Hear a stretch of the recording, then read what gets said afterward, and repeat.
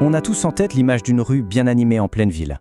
Le bruit, le mouvement permanent, les voitures, les vélos, les piétons, tout ça donne l'impression d'un immense désordre. Mais est-ce que ce chaos est vraiment juste le fruit du hasard? Ou est-ce qu'il y a, caché sous nos pieds, un ordre bien plus réfléchi qu'on ne le pense? Cette phrase, elle met le doigt sur quelque chose qu'on vit tous les jours, pas vrai? Pensez à ce livreur qui bloque la piste cyclable, ou à ce bus qui doit se frayer un chemin en klaxonnant. La rue, en fait, c'est bien plus qu'un simple lieu de passage. C'est un espace où les besoins de tout le monde se rencontrent, et parfois, se télescopent violemment. Bon alors pour commencer, regardons ça de plus près. Cette bataille quotidienne pour l'espace, qui en sont les principaux protagonistes? Et voilà les acteurs sur le ring. D'un côté, les piétons qui veulent juste marcher en sécurité. De l'autre, les voitures qui cherchent à avancer. Et puis il y a les cyclistes qui réclament leur propre espace, sans oublier les bus, les livreurs et même les ambulances qui doivent passer en urgence. Tout le monde a une excellente raison d'être là. Mais le problème, c'est que l'espace, lui, n'est pas extensible à l'infini. Mais attention, ce conflit qu'on voit à la surface, eh bien ça cache une réalité bien plus complexe. Le vrai défi, en fait, il se joue en coulisses. Ce qui est vraiment fascinant, c'est de réaliser que derrière chaque trottoir, chaque feu de signalisation, il y a tout un tas de forces invisibles qui façonnent notre environnement. Pensez par exemple à tous les réseaux qui courent sous nos pieds, l'eau, le gaz, la fibre optique, ou encore aux règlements d'urbanisme qui dictent tout un tas de choses. Et là, le puzzle devient vraiment complexe.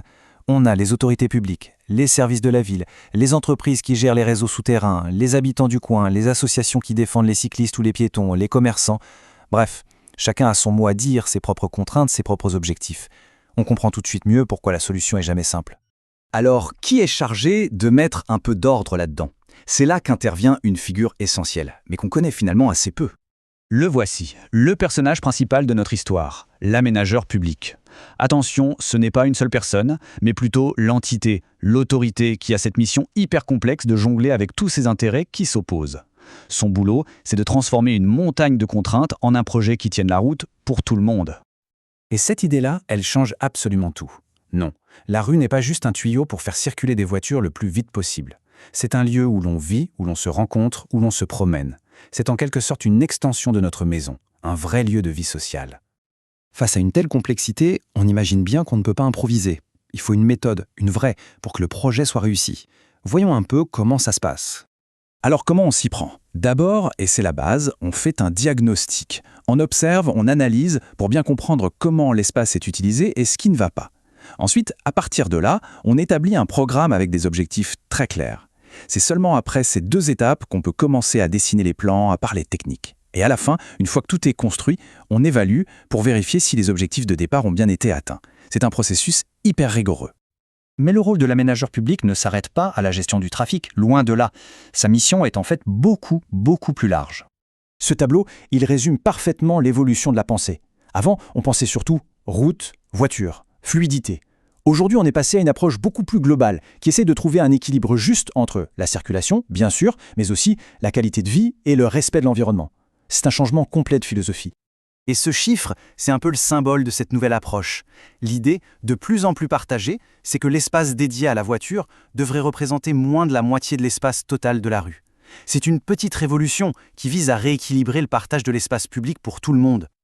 Et ce n'est pas fini. L'aménageur public a aussi d'énormes responsabilités environnementales.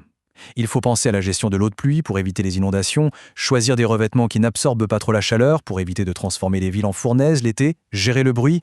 Ce sont tous ces aspects invisibles qui sont pourtant essentiels aujourd'hui.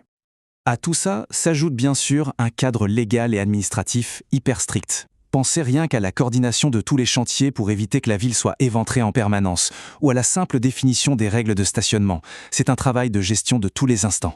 Au final, on voit bien que le rôle de l'aménageur public, c'est de savoir tout faire. Jongler avec les usages, les acteurs, la technique, les lois, l'environnement. La meilleure métaphore, c'est vraiment celle du chef d'orchestre. Il ne joue pas d'un instrument en particulier, mais il doit s'assurer que des dizaines de musiciens, avec des partitions différentes, jouent ensemble de manière harmonieuse.